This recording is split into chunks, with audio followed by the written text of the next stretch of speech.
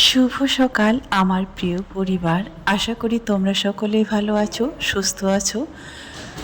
সবার জন্য সবসময় শুভকামনা। শুরু করলাম আরও একটি নতুন ব্লগ উত্তর দিনাজপুর জেলার ছোট্ট একটি গ্রাম থেকে, একেবারে মফস্বল থেকে। তাই হয়তো এই ছোট্ট গ্রামটার তোমাদের ভিডিওগুলো এত ভালো লাগে। এই গ্রামের ভিডিওগুলোতে তোমরা এত ভালোবাসা দাও, তাই মনে হচ্ছে তোমাদের এই গ্রামের ভিডিওই বারবার যেন দিতে পারি। বারবার চাইলেও কিন্তু গ্রামে থাকেই সেটা সম্ভব, শহরে গেলে কিন্তু সেটা কখনোই সম্ভব নয়। হ্যাঁ, তোমরা গ্রাম ভালোবাসো, আমিও গ্রাম ভালোবাসি, প্রত্যেকেই গ্রাম ভালোবাসে।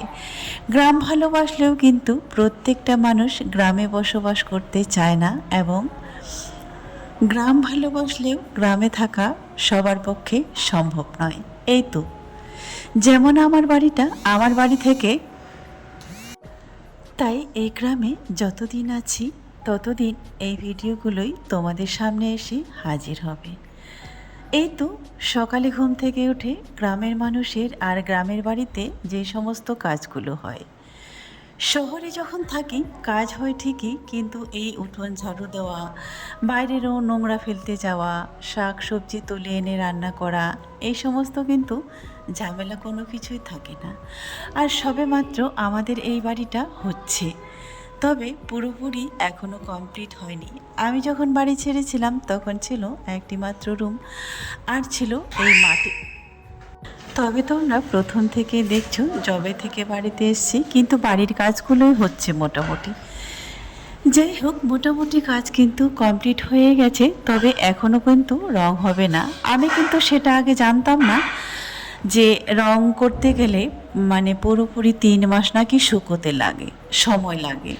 তো সেটা কিন্তু আমার জানা ছিল না, আর আমি আগে জানতামও না।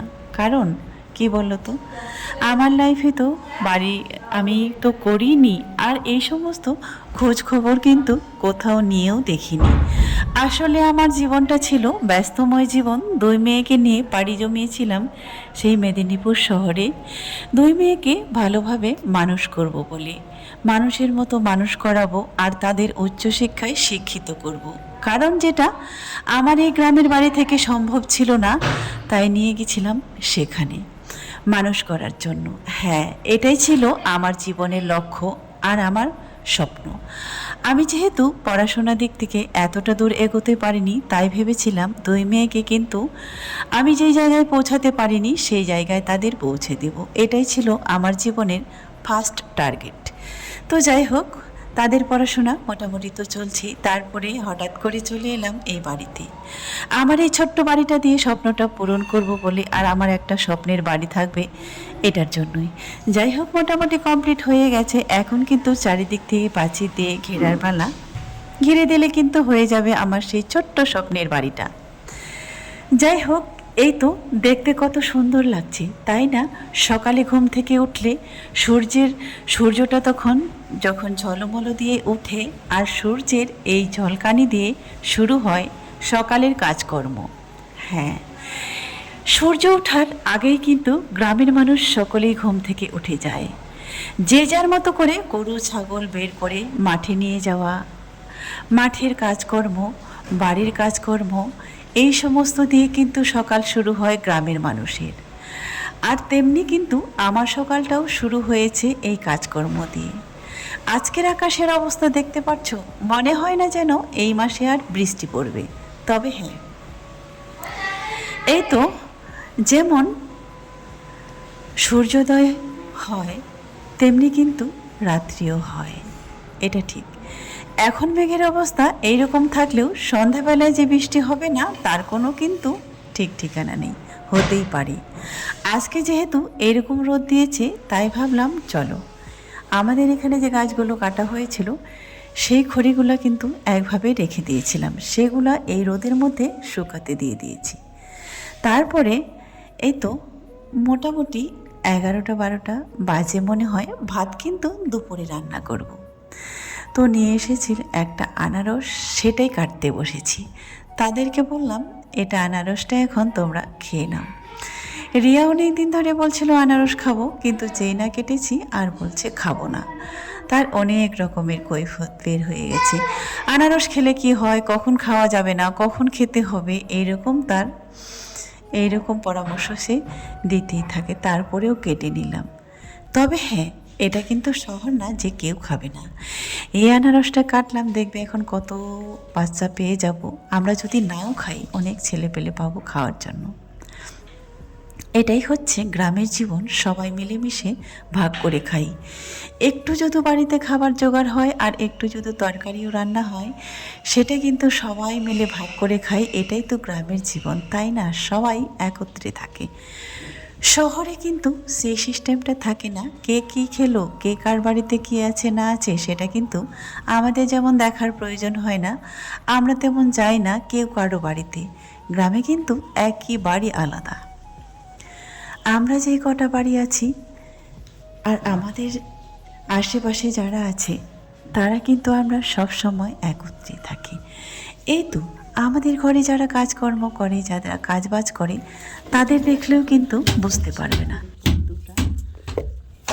দুটা বাজে গেছে। আর ভিডিও কিন্তু এই কটা দিন ধরে আসছে না, আপলোড হচ্ছে না, কারণ আমাদের এলাকায় নেটওয়ার্ক পায়নি। আর যে কদিন হচ্ছে ভিডিও দিয়েছি তো বাইরে গিয়ে দিয়েছি। একটা ভিডিও হচ্ছে কালকে সকালে আপলোড দিয়েছি 8টায়, তো এখনও পর্যন্ত কিন্তু আপলোড হয়নি। তো এই জন্য কিন্তু তোমরা ভিডিও পাচ্ছ না। অনেকেই আবার বলবে যে কেন ভিডিও দিচ্ছ না দিদি। আর এই তো কাজ করছি এখন, কাজগুলো হচ্ছে পারছি না। এই তো তারপরে হচ্ছে আমাদের এই যে দরজাটা এখানে কেটেছিল, মানে সামনে যে দরজাটা ছিল সেটা কিন্তু বন্ধ করে দিয়েছি। সিস্টেমটা এখন আমি বক্স সিস্টেমের করে নিয়েছি। সব কিছুই ভেতরে আর বাইরে বের হতে হবে না। এই দিকে কিন্তু ঢালাই হয়ে গেছে। মেন হচ্ছে যে রাস্তাটা দিয়ে আমরা ভেতরে ঘরে ঢুকবো সেইটুকু ছিল। তারপরে রিয়ার বাবা এসেছে। আজকে কিন্তু আমাদের হচ্ছে এই পাটা খুলবে।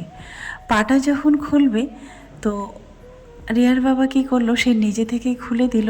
আমাদের সামনে যে রাস্তাটা দিয়ে আমরা আসা যাওয়া করব আর ঘরের ভেতরে ঢুকবো, বলছে কাটার তো সময় হয়ে গেছে, তাই আমি সামনেটা খুলে দিলেও হয়তো কোনো প্রবলেম হবে না। তাই আমি বললাম ঠিক আছে তাহলে দিয়ে দাও। তাই হচ্ছে সামনের পাটাগুলো কিন্তু খুলে দিল।